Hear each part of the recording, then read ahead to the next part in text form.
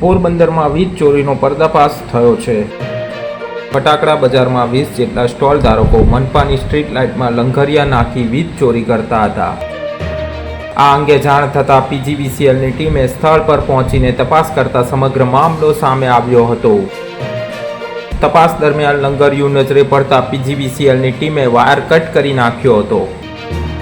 વીજ ચોરી અંગે પોરબંદરના મ્યુનિસિપલ કમિશનરને સવાલ પૂછતા તેમણે કોન્ટ્રાક્ટર પાસેથી ગેરઉપયોગ બદલ દંડ વસૂલવાનું જણાવ્યું છે। ગ્રાઉન્ડ ખાતે કોર્પોરેશન દ્વારા સ્વદેશી મેળાનું આયોજન કરવામાં આવેલું છે, તેમજ એની સામે જે પાર્ટી પ્લોટ છે તે પાર્ટી પ્લોટમાં હરાજીથી આપણે જે ફટાકડા બજાર માટેના પોર્ટ્સ આપવામાં આવેલા છે।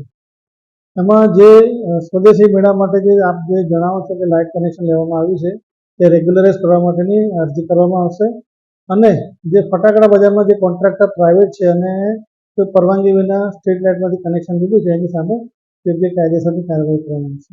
જે સ્વદેશી મેળા માટે જે પણ ખર્ચો જે કરવાનો છે તમામ કોર્પોરેશને કરવાનો છે, એટલે જેમાં કોઈ દંડ ભરવાનો થશે તો એટલા ભાગ તો કોર્પોરેશન ભોગવશે અને જે ફટાકડા બજારમાં છે એ જે તે કોન્ટ્રાક્ટર પાસેથી વસૂલી લેવામાં આવશે।